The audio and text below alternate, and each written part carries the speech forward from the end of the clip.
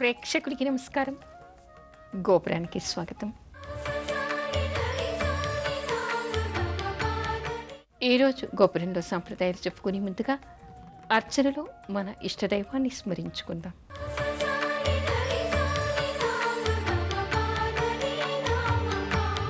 మాధవా కేశవ మధుసూదన, మాధవా కేశవ మధుసూదన, విష్ణు శ్రీధరా పదనకం చింతయామి యూయం. మాధవా కేశవ మధుసూదన, విష్ణు శ్రీధరా పదనకం చింతయామి యూయం.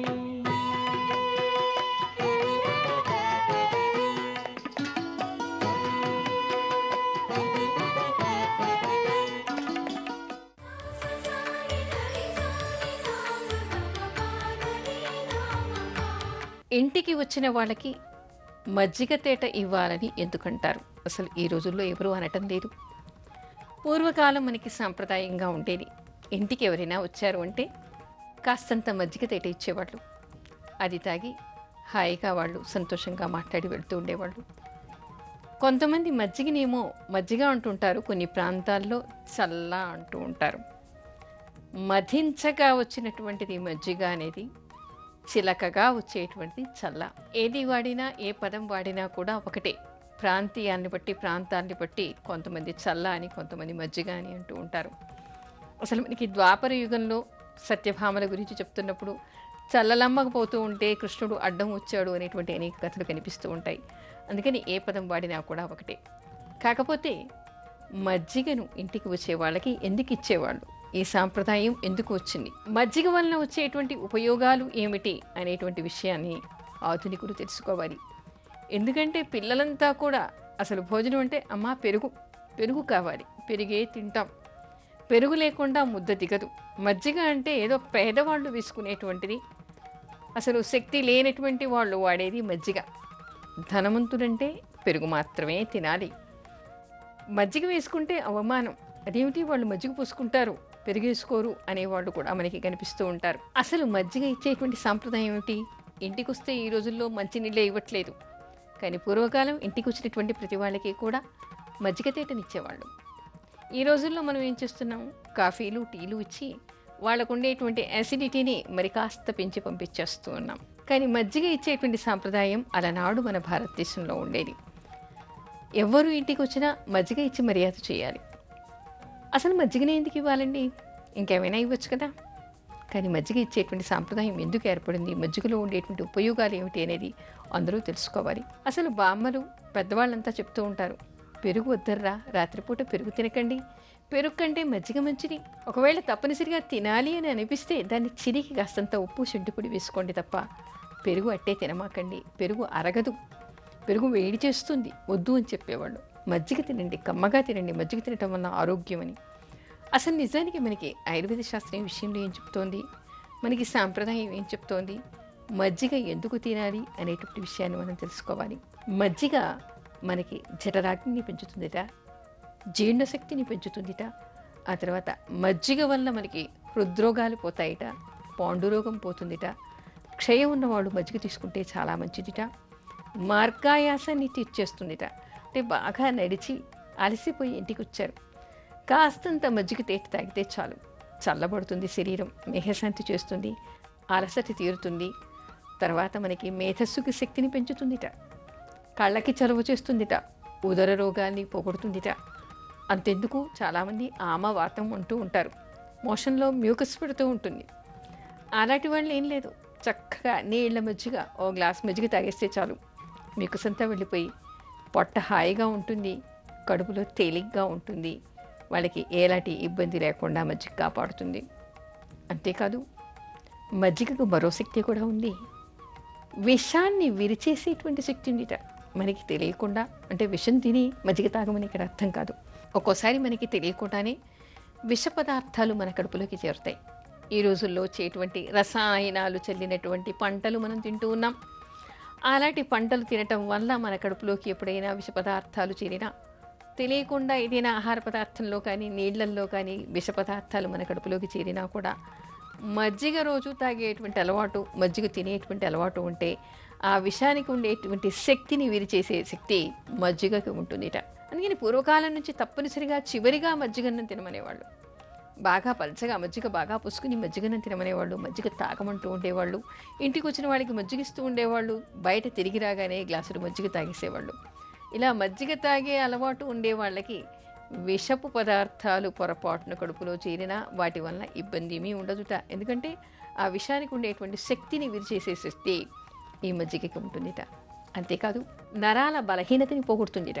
అంటే ఫిట్స్ వచ్చేటువంటి వాళ్ళు కూడా సాధారణంగా ఈ మజ్జిగ తాగే అలవాటు ఉంటే చాలా మంచిది. అంతేకాదుట ఎవరికైనా మద్యం మత్తులో మనస్సు అనిస్థిమితంగా ఉంటుంది, అంటే వాళ్ళు స్థితిని కోల్పోయి మానసిక బ్యాలెన్స్ని కోల్పోయి ఏంటేంటో మాట్లాడేస్తూ ఉంటారు, తూగుతూ ఉంటారు, మన స్పృహలు లేకుండా కంట్రోల్ లేకుండా ప్రవర్తిస్తూ ఉంటారు. అంటే మద్యం వలన మానసిక అనిశ్చితి ఎవరికి ఏర్పడుతుందో వాళ్ళకి ఒక 2 గ్లాసులు మజ్జిగ తాగిస్తే చాలుట, వెంటనే సెటరేట్ అయిపోతారట. అంటే ఇక్కడ ఏం కనపడుతోంది మనకి? జఠరాగ్నిని పెంచుతుంది, తర్వాత వాత పిత్త కపదోషాన్ని తీసేస్తుంది, ఉదరానికి బలం చేకూరుస్తుంది, గ్యాసెస్ ఫామ్ కాకుండా ఆపుతుంది, విషాన్ని విరిచేస్తుంది, మద్యం తాగినటువంటి అనిశ్చితిని పోగొడుతుంది, శరీరాన్ని తేజోవంతంగా చేస్తుంది, పాండురోగాన్ని పోగొడుతుంది, హృదయ రోగాన్ని పోగొడుతుంది. పాండురోగం అంటే తెల్ల మచ్చల్ని కూడా పోగొడుతుందిట. తీయని మజ్జిగ తాగాలి. తెల్లని మచ్చలు ఉన్నవాళ్ళు ఎప్పుడు కూడా పుల్లనివి తాకకూడదు. ఇంకొక విషయం గుర్తుపెట్టుకోవాలి, మజ్జిగ గురించి చెప్తున్నారు కదా అని చెప్పేసి పులిసినటువంటి మజ్జిగ మాత్రం తాగమాకండి. పులిసినటువంటి మజ్జిగ, పులిసినటువంటి పెరుగు ఎప్పుడు కూడా శరీరానికి హాని చేస్తాయి, దద్దుర్లు, అలర్జీని పెంచుతాయి. అందుకని ఇప్పుడు మనం చెప్పుకునే విషయాలన్నీ కూడా తీయని మజ్జిగ గురించి మాత్రమే. అయితే మజ్జిగ పులవకుండా ఉండాలంటే ఏం చేయాలి? మామూలుగా ఎండాకాలంలో మనం ఎలా తాగుతాం మజ్జిగని? నీళ్ల మజ్జిగ తాగాలి, అది కుండలో పెట్టుకుని తాగాలి. మనం ఏం చేస్తాం? బాగా చిటికేసి ఫ్రిడ్జ్లో పడేస్తాం. ఫ్రిడ్జ్లో పడేసినా కూడా మనకి ఈ రోజుల్లో అయితే కరెంటు కాసేపు ఉండి కాసేపు పోవటం వల్ల ఫ్రిడ్జ్లో మజ్జిగలు కూడా పులిసిపోతూ ఉంటాయి, ఫ్రిడ్జ్లో పెరుగులు కూడా పులిసిపోతూ ఉంటాయి, తినలేకుండా ఉంటాయి. అలాంటి పులిసినటువంటి పెరుగును పొరపాటును కూడా తినకూడదు, వాటి వల్ల అనేక రోగాలు వస్తాయి. అందుకని తీయని మజ్జిగ పొలవకుండా ఉండాలంటే ఏం చేయాలి మీరు గమనించండి. మామూలుగా మనకి మిఠాయి షాపుల్లో ఏం చేస్తారు? కుండలాంటి దాంట్లో మట్టి పాత్రలో పాలు తోడేసి వాటిని పెరుగుగా అమ్ముతూ ఉంటారు. ఎందుకు అంటే ఆ చల్లదనం వలన పెరుగు సాయంత్రం వరకున్నా రేపు పొద్దున వరకు ఉన్నా కూడా అది పొలవకుండా ఉంటుంది. అంటే పెరుగు పొలవకుండా కాపాడేటువంటి శక్తి మట్టి పాత్రకి ఉంది. అంటే దానిలో ఉండేటువంటి రంధ్రాల ద్వారా ప్రాణవాయువు లోపలికి వెళ్ళటం వల్ల చల్లదనం ఉండటం వలన అది పొలవకుండా ఉంటుంది. అందుకని ఎవరింట్లో అయినా సరే అయ్యో వీడింట్లో మట్టి పాత్రలు వాడతారు అని చెప్పేసి ఎవరూ నవ్వుకోక్కర్లేదు. ముఖ్యంగా ఎండాకాలం వచ్చింది అంటే హాయిగా చిన్నపాటి కుండను తెచ్చుకుని దానిలో పెరుగు తోడెట్టుకుని దానిలో చిలికేసి ఆ మజ్జిగను తాగుతూ ఉండండి.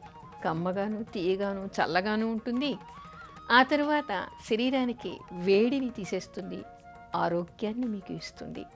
ఇవన్నీ ఏమిటంటే అందరికీ తెలిసినవే, కాకపోతే ఎవరూ వీటిని వాడటం లేదు, వీటి ప్రయోజనాలు ఆధునికులకి తెలియటం లేదు. గ్రామీణ ప్రాంతాల్లో అయితే ఇవన్నీ ఎంతటి శ్రీమంతులు ఉన్నా సరే, ఎంతటి జమీందారులు ఉన్నా సరే, ఇంట్లో పెద్దపాడి 10 ఆవులు 10 గేదెలు ఉన్నా సరే ఆ వచ్చినవన్నీ కూడా కుండల్లోనే పాలు పితికేవాళ్ళు, కుండల్లోనే పాలు కాచేవాళ్ళు, కుండల్లోనే పాలు తోడు పెట్టుకునేవాళ్ళు. ఆ పెరుగు మజ్జిగ అంతా కూడా చిరిగినవన్నీ కూడా వీటిల్లో కుండల్లోనే ఉండేవి తప్ప ఇత్తడి స్టీల్ పాత్రలు వాడేవాళ్ళు కాదు. ఎందుకు అంటే మట్టి పాత్రలో పెట్టినటువంటిది ఆరోగ్యకరంగా ఉంటుంది, పులిసిపోకుండా ఉంటుంది, మనకి ఆరోగ్యాన్ని ఇస్తుంది అనేటువంటి ఉద్దేశంతో ఈవేళ పెట్టింది రేపు పొద్దునికి కూడా పొలవకుండా ఉంటుంది కుండలో పెట్టినటువంటి పెరుగు మజ్జిగ. అందుకని ఎండాకాలం వస్తే హాయిగా పాలని కుండలో తోడెట్టుకోండి, కుండలో పెరుగు తినండి, కుండలో మజ్జిగ తినండి, దానివల్ల ఆరోగ్యం చేకూరుతుంది.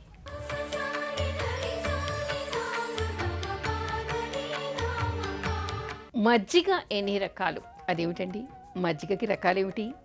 తీయగాను పుల్లగాను ఉండొచ్చు కదా అనుకోవచ్చు, కానీ అలా కాదు. మనకి ఆయుర్వేదం ఏం చెప్తోందంటే దశవిధ తక్రం అంటారు. తక్రం అంటే మజ్జిగ. అయితే ఇది 10 విధాలుగా ఉంటుందిట. అయితే 10 విధాలుగా ఉండటంలో కూడా మనం పెద్దగా చేసేదేమీ లేదు. పెరుగులో ఎన్ని పాళ్ళు నీళ్లు ఉండాలి, ఎన్ని పాళ్ళు పెరుగు ఉండాలి, ఏ విధంగా తీసుకోవాలి అనే దాని మీద మనకి రకరకాల ప్రయోజనాలు కనపడతాయి. అవి చదివితే మనకి చాలా ఆసక్తికరంగా కూడా అనిపిస్తూ ఉంటుంది.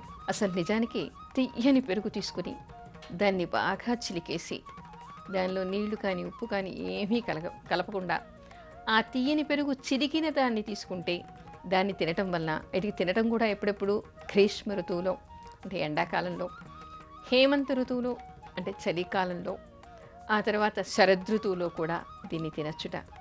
ఇది తినటం వలన ఆరోగ్యంగా ఉంటుందిట, ఆకలి బాధను తీర్చేస్తుందిట, జీర్ణశక్తిని పెంచుతుందిట.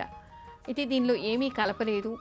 దీన్ని మనం మధితం అనేటువంటి రకం, అంటే అసలే నీళ్లు కలపకుండా పెరుగును చిలికి తీసుకోవడం వల్ల దీన్ని మధితం అంటారు. ఆ తర్వాత ఇది రెండవ రకం మిళితం. మిళితం అంటే ఇదేమీ లేదు, ఇది కూడా అంతే, పెరుగు తీసుకోవడం. పెరుగు ఎన్ని పాళ్ళు తీసుకున్నారో దానికి 3 పాళ్ళ నీళ్లను కలపాలిట. అంటే 1 పాలు పెరుగు 3 పాళ్ళు నీళ్లు కలిపి బాగా చిలికేయాలి. చిలికేసి ఇది తీసుకుంటే, ఈ మజ్జిగ తీసుకుంటే, అంటే 3 పాళ్ళు కలిపినటువంటి ఈ మిళితం అనేటువంటి మజ్జిగ తీసుకుంటే ఇది అతిసార వ్యాధిని పోగొడుతుందిట, ఆకలిని తీర్చేస్తుంది, అంటే ఆకలి బాధను తీర్చేస్తుంది. కాస్త మజ్జిగ తాగితే చాలు, అన్నం తినకున్నా కూడా దీనివల్ల మనకి బాధలు నివారణ అవుతాయి, ఆకలి తీర్చేస్తుంది.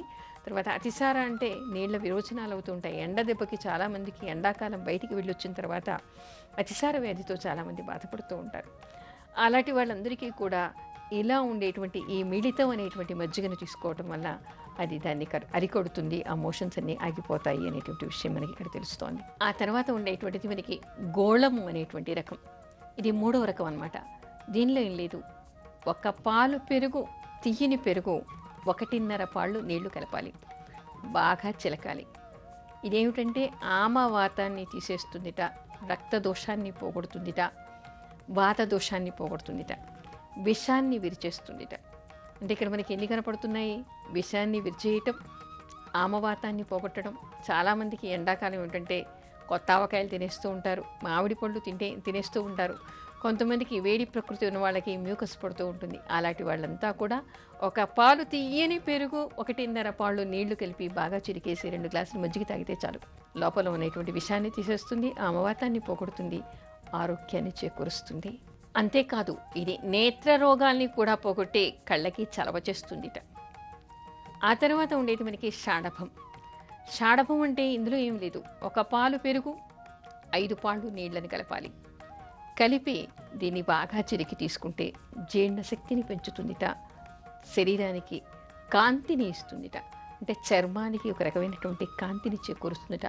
కొంతమంది చూడండి, కొంతమంది చర్మం బాగా పొడిబారినట్టు ఎండిపోయినట్టుగా కనిపిస్తూ ఉంటుంది. కొంతమంది చర్మానికి రకరకాలుగా మచ్చలు కనిపిస్తూ ఉంటాయి.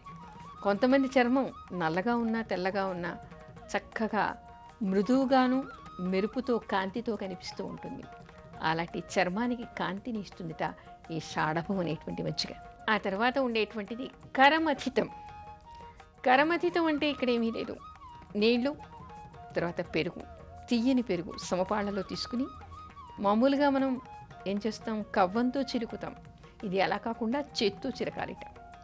అలా చేత్తో చిలికి సమపాళ్లల్లో పెరుగును నీళ్లను కలిపి దాన్ని ఎవరు తీసుకుంటే వాళ్ళకి వీర్య వృద్ధి కలుగుతుందిట, జఠరాగ్ని పెరుగుతుందిట. ఆ తర్వాత ఉండేటువంటిది ఉదసిత్వం. ఇదేమిటంటే 1 పాలు పెరుగు 4 వంతుల నీళ్లు కలిపి తీసుకోవాలిట. తీసుకోవడం వల్ల ఇది గ్రీష్మ తాపాన్ని పోగొడుతూ ఉంటుందిట.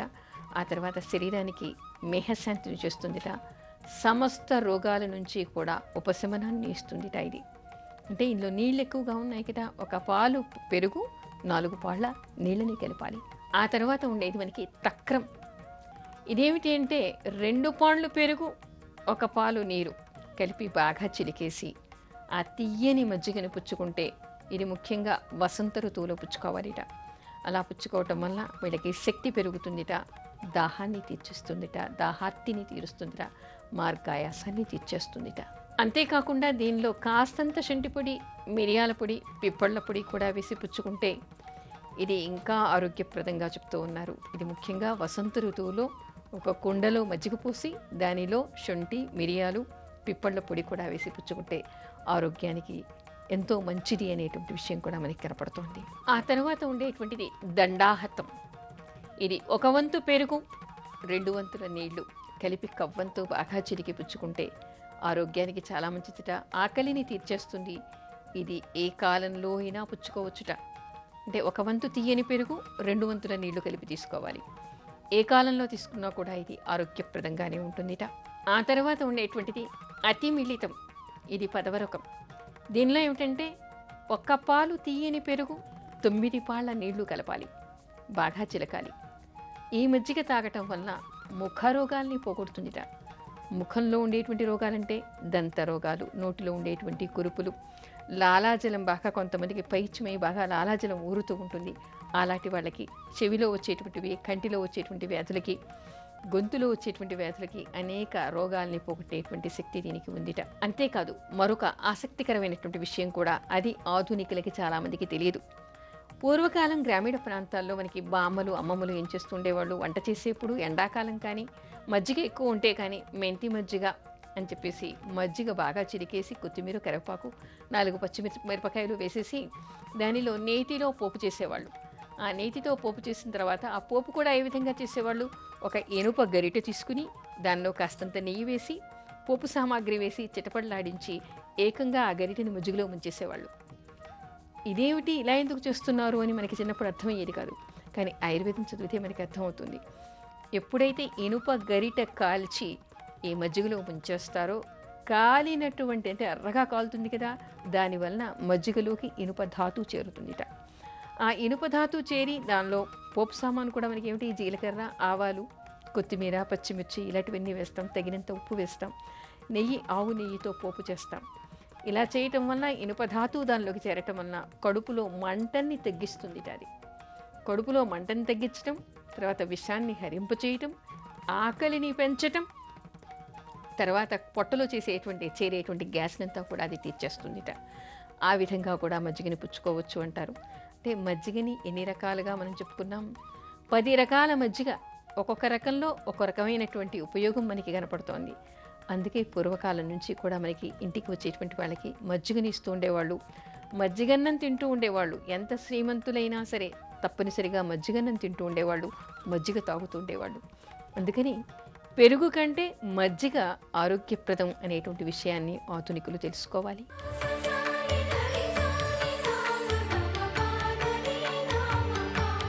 ఇప్పుడు ఆచరణలో కొన్ని భక్తి గీతాలు.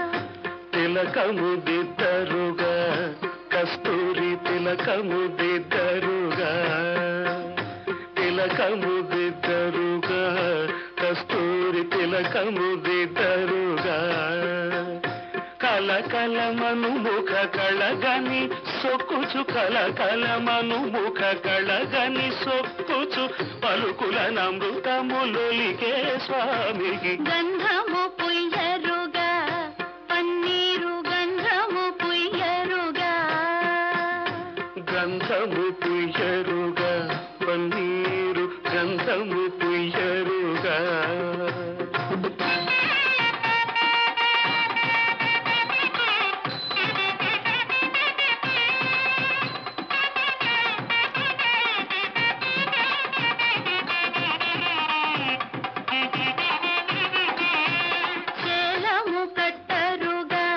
బంగారు చేలము కట్టరుగా,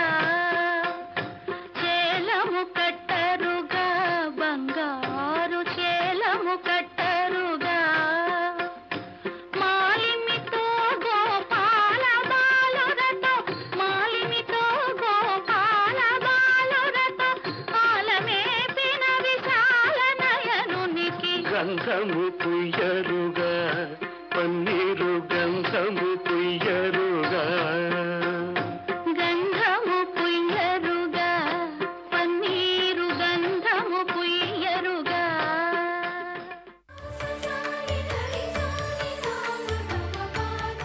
గోపురంపై మీ అమూల్యమైన సలహాలు మాకు తెలపండి. మా చిరునామా గోపురం care of Zee Telugu, post box number 102, Khairatabad, Hyderabad 5,04,000. మా ఈమెయిల్ ఐడి gopuram.ztelugu@gmail.com. తిరిగి రేపటి గోపురంలో మరికొన్ని సాంప్రదాయాలు చెప్పుకుందాం. అంతవరకు సెలవు. నమస్కారం.